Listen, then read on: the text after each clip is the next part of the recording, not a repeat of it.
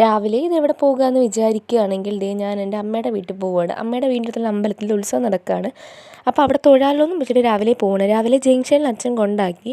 അങ്ങനെ 8 മണിയൊക്കെ ആയപ്പോഴത്തേക്ക് ഇവിടെ എത്തി. അപ്പോൾ രാവിലെ തന്നെ നല്ല വെയിലാണ്. അപ്പോൾ എൻ്റെ സിസ്റ്ററും ഉണ്ടായിരുന്നു.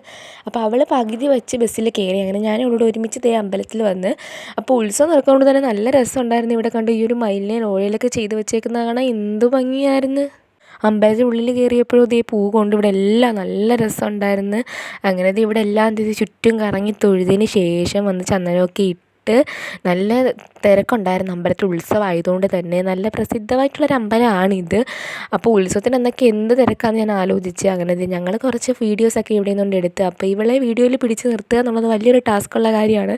പിന്നെ എങ്ങനെയെങ്കിലുമൊക്കെ പറയുമ്പോൾ അവൾ വന്ന് നിൽക്കും. അങ്ങനെ അതൊക്കെ കഴിഞ്ഞ് വെളിയിലിറങ്ങിയപ്പോഴും നല്ല വെയിൽ. അപ്പോൾ ഇവിടുത്തെ ഒരു സ്പെഷ്യൽ മുറുക്കാണിത്. ചീനി കൊണ്ടുണ്ടാക്കുന്ന മുറുക്കാണെന്ന് എനിക്ക് തോന്നുന്നത്. അപ്പോൾ അവളും ഞാനും പിന്നെ എൻ്റെ ഒരു ചേച്ചിക്കും കൂടെ വാങ്ങിച്ച്. അപ്പോൾ അമ്മയുള്ളപ്പോൾ പണ്ട് എനിക്കിങ്ങനെ വാങ്ങിച്ച് തരുമായിരുന്നു. നല്ല രസമായിരുന്നു ഈ മുറുക്ക് തിന്നാൻ. അങ്ങനെ വെയിൽ സഹിക്കാൻ വയ്യാതെ തലയിൽ തുണിയൊക്കെ ഇട്ടുകൊണ്ട് വരുന്ന വഴിക്കാണ് നമ്മുടെ പെൺപിള്ളേരെ വീക്ക്നെസ് ആയിട്ടുള്ള കമ്മൽ കടയിൽ കയറിയത്. അങ്ങനെ കമ്മൽ കടയിലേക്ക് കയറി കമ്മൽ നോക്കിയതിന് ശേഷം ഫുഡ് കഴിക്കാനായിട്ട് വന്ന്. ബ്രേക്ക്ഫാസ്റ്റ് ഒന്നും കഴിച്ചില്ലായിരുന്നു രാവിലെ. അപ്പോൾ അത് കഴിക്കാനായിട്ട് വന്ന്. അങ്ങനെ ഇവിടെ വന്നപ്പോഴാണ് ഇവർ മൈൻഡ് പോലും ചെയ്യുന്നില്ല. അങ്ങനെ പിന്നെ ഞങ്ങളിത് ഇവിടെ നിന്ന് ഇറങ്ങി വേറൊരു കടയിൽ ചെന്നപ്പോഴാണെങ്കിൽ ഇവിടെ അതിലും വലിയ കോമഡി. ആകെ ഒരു മെനു, നമ്മൾ എന്ത് വേണമെങ്കിലും ആ ഒരെണ്ണം തന്നെ കഴിക്കണം പോലും.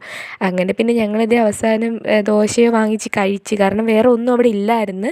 പിന്നെ വിശപ്പ് ഉണ്ടായതുകൊണ്ട് നമ്മൾ അത് തന്നെ കഴിക്കുകയും ചെയ്തു. അത് കഴിച്ചതിന് ശേഷം വിളി ഇറങ്ങിയപ്പോൾ അവൾക്കാണെങ്കിൽ ഉത്സവമായതുകൊണ്ട് പിരിവൊക്കെ എടുത്തൊന്ന് ഒരുക്കണമെന്ന് പറഞ്ഞ്. അങ്ങനത്തെ ഒരു ബ്യൂട്ടി പാർലറിൽ കയറി. അപ്പോൾ എനിക്കൊന്നും ചെയ്യേണ്ടതുകൊണ്ട് ഞാൻ വെറുതെ പോസ്റ്റ് അടിച്ചിങ്ങനെ ഇരിക്കുകയാണ്. അതേ കഴിഞ്ഞ് ഞാൻ വീട്ടിലല്ല പെരുന്നാളിന് പോയി. അപ്പോൾ ഓക്കെ, ബൈ.